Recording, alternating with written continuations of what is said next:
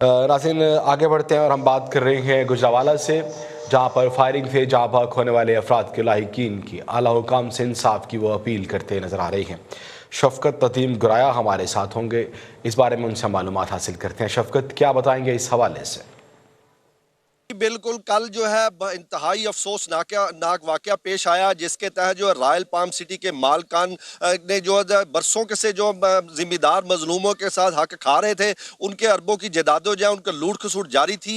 जब वो दफ्तर जाते थे उनको धक्के देकर निकाल दिया जाता था, उनकी कहीं सुनवाई नहीं हो रही थी। आखिरकार उन्हें एहतजाज का सिलसिला शुरू करने के लिए 2-2.5 माह से बाकायदा अखबारात के अंदर कवरेज करवाते रहे, बाकायदा CPO तक RPO तक उनकी नोटिस जाते रहे, सारे शहर के अंदर बैनर्स अवेजा किए गए, लेकिन पुलिस की तरफ से कोई किसी किस्म की कोई उनकी सुनवाई ना हुई। इसी तरह जो है इंतजामिया की तरफ से भी कोई सुनवाई नहीं हो रही थी। जगह जगह उन्होंने एप्लीकेशन भी मूव कर रखी थी, लेकिन उनकी कहीं भी सुनवाई ना होने की वजह से फिर उन्हें पुरअमन एहतजाज का जो है रिकॉर्ड करवाने के लिए ओजला एसोसिएशन का जो दफ्तर है वहां पर पुरअमन पहुंचे, तो वहां से आगे डंडों के साथ उनका इस्तकबाल किया गया। इसी तरह उनके ऊपर सीधे फायर खोले गए। इस वक्त जो 2 मर्डर हुए हैं, जो 2 शहीद हुए हैं, उनके जो वरासा हैं, उनके भाई मेरे साथ मौजूद हैं, उनकी बस्ती के अंदर मौजूद हूं। उनसे जानना चाहता हूं कि आप मजलूमों के साथ जो कल आप हक लेने के लिए गए, उल्टा आपको लाशों का तोहफा दिया गया, इस बारे में आप क्या कहेंगे? जी बिस्मिल्लाहिर्रहमानिर्रहीम।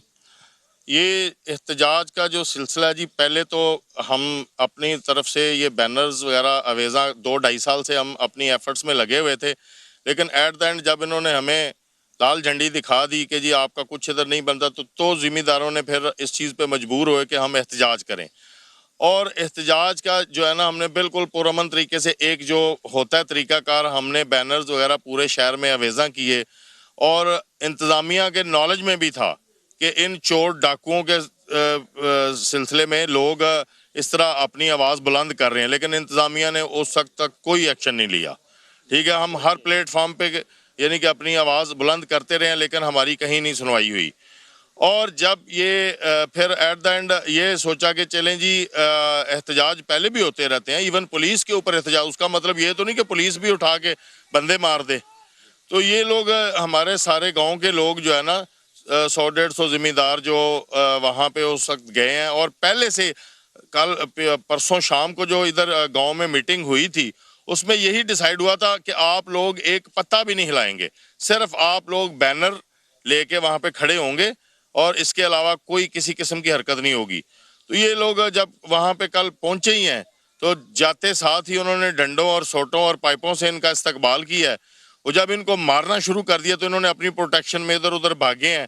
साथ ही उन्होंने मेरे भाई को तो उन्होंने बिल्कुल स्ट्रेट वे जो है ना वो टारगेट करके, और अमजद भाई को भी, अमजद भाई भी मेरे कज़न है, और इन दोनों को ये है कि इन्होंने टारगेट करके। जी नाजरीन, आपने सुना है, उनका ये कहना है कि हमारे भाइयों को टारगेट किया गया है, बाकायदा उनके ऊपर जुल्म हुआ है, डायरेक्ट फायर करवाए गए हैं। इसके साथ उनका ये भी कहना है कि जब हम अहले गांव जो है एहतजाज कर रहे थे, उस वक्त पुलिस और इंतजामिया कहाँ सोई हुई थी। अगर पुलिस बर वक्त पहुंचती तो शायद इतना बड़ा हादसा पेश ना आता। जी